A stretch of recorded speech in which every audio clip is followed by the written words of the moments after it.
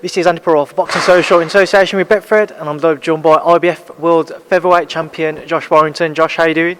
Very well, very well.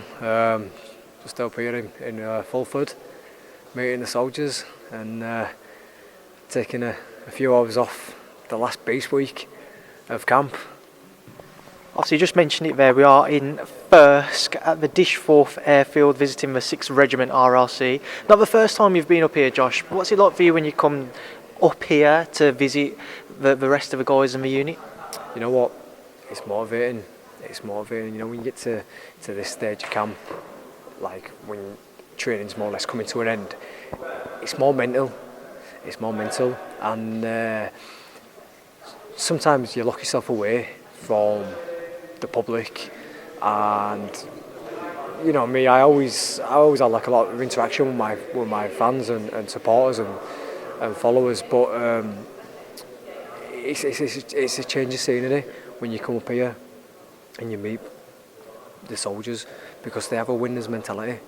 You know, they have a extreme drive, they have a extreme focus, so it's inspiring for me. It's inspiring to come up. Alright, not all of them are boxers, not all of them are in the sporting field, but they'll have that winning mindset, that winning mentality, and they're all uber focused. So just to be amongst them, you know, it rubs off onto you. It's infectious, and when you're going into your like last week and fight week, when you need to keep your focus, need to keep your edge about you, just spending time with these guys does it bucket loads. Talking about that and trying to draw inspiration from the soldiers, and you know, I imagine when you're walking around with them, you had the tour in the vehicle earlier. I'm not sure what that vehicle is called. It's quite a large one. That's the only way I can describe it. What's it like when you're speaking to them? They're telling you some of the stories that they've experienced. It's just especially when you speak to some of the older soldiers who've toured and they've seen combat and what they've been through. You've still got the younger soldiers who have kind of left school without any drive or didn't know where they want to go, and they've come to the army now. I see a lot of similarities. You know, I see a lot of similarities in the way that they sacrifice and you know how they're regimented with a routine. So right, camp's regimented. You know, when you're in camp. When I'm not in camp, I don't feel normal because I don't have a routine. I don't have that schedule. When I'm in camp, you have certain things on certain days, and that's what it's like, I guess, being in the army, and that's why there's a lot of similarities to each other, but that's why it's so inspiring. You know, when you wear the talk and when you wear the support from me, they say that I'm inspiring, and it's like, well, no, you guys are inspiring. You know what I mean? You guys put your lives on the line. We're known as, you know, Watches Aura, Bomber Bellew, Leeds Warrior, but these guys are the real warrior when they're putting their lives on the line. You know, if there's a crisis situation, who do we call on? We call on the army. You know, if there's flooding or there's natural disasters or whatever, who do we call them? We call them the army. They're there at the front line, and we'd be lost without them. They keep us safe, and they keep our country safe. So, you know, the army drills a certain type of mentality into these guys, and when you're speaking to them, it just rubs off onto you.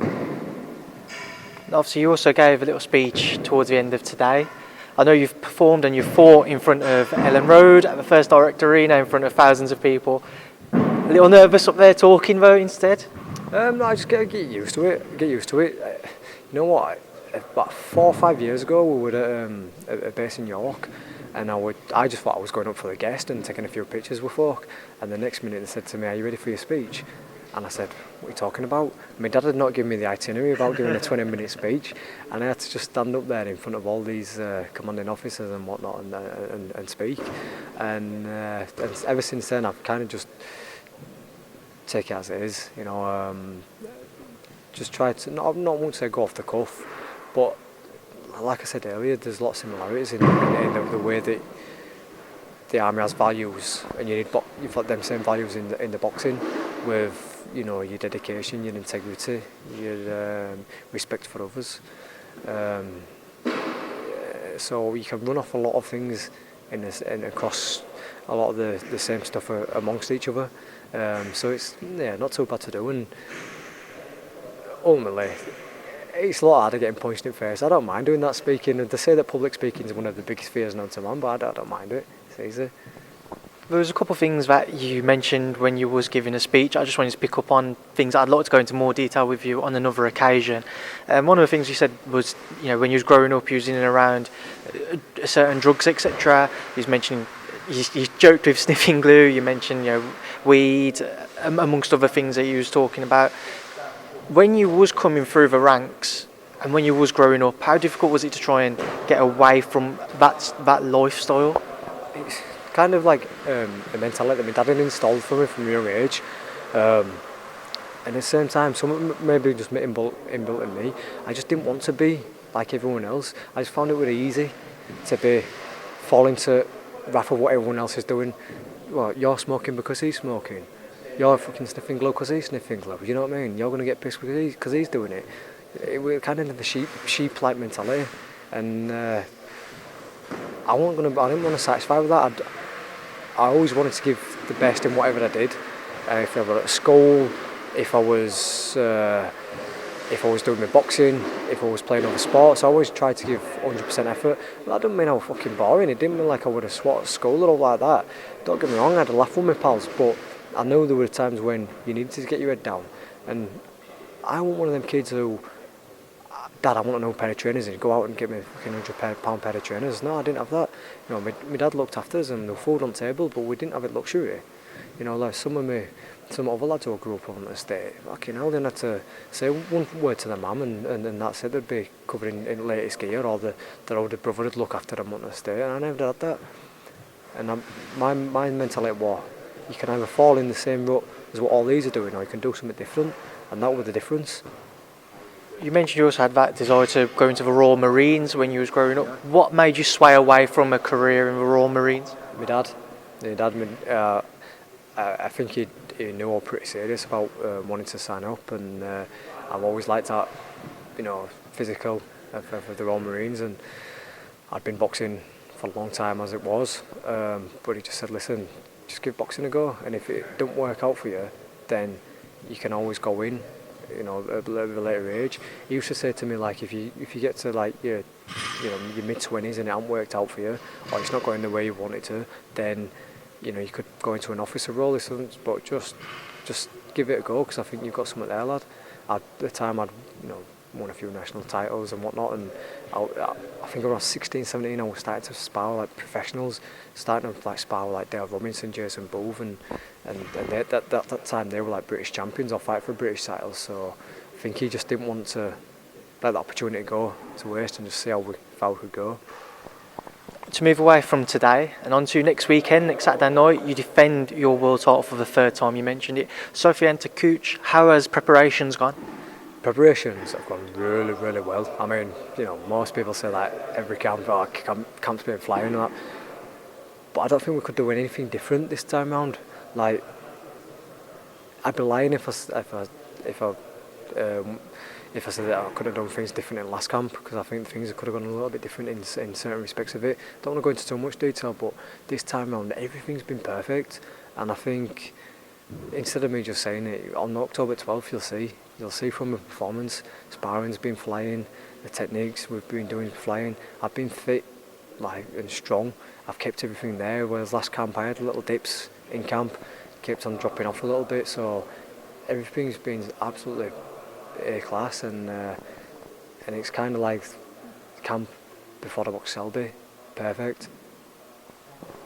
Obviously, by your own admission, after you fought Kid Galahad last time, you admitted it wasn't your best performance, but you kind of struggled to motivate yourself because it wasn't the fight you wanted. You wanted those unification fights.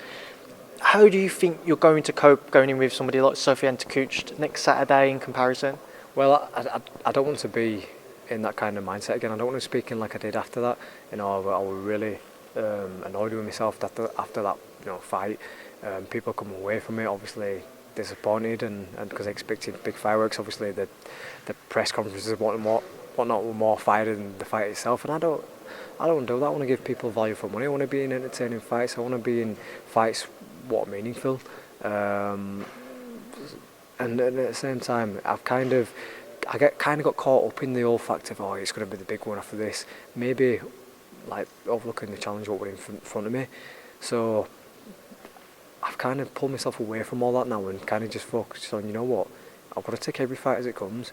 I can't look, like when I go into Selby and Frampton one, I never looking past what were next. It was just that fight and that fight alone. Whereas coming up to the Galahad one, I'm kind of thinking, what's next? But this time, I've just got to take every fight as it comes, because I could say, oh yeah, it's going to be Gary Russell next, but it might not be, because it's fucking hard work to get the fights made. So I've just got to focus on this next man, and this next man only, take one fight at a time. I mean, you just mentioned it's hard to get the fights made. Leo Santa Cruz moving up to super featherweight. Oscar Valdez previously moved up. Gary Russell Jr., we saw that video of him with Leo Santa Cruz's dad. Nobody knows exactly what his plans are to fight next.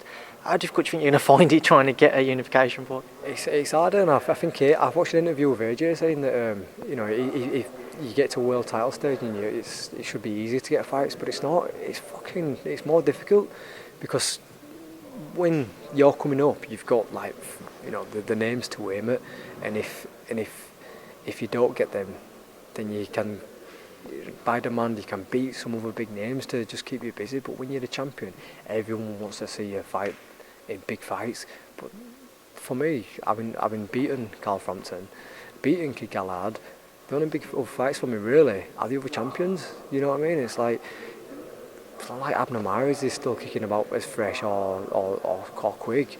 So it's like, fucking hell, what do? You want to be in the big fights, and I want to strike white lines out. If I could have it my own way, I'd have big fight after big fight after big fight, but obviously mandatories and whatnot, you've got to do what the governing body say. But for me, Gary Russell comes out once a year, I get this one done, then hopefully we could square one up, later spring next year. I'd happily fight him. You don't fear me one bit. A lot of times people said, oh, he's probably the most dangerous out of a lot. I don't see it. I feel like I'll be very comfortable winning that fight.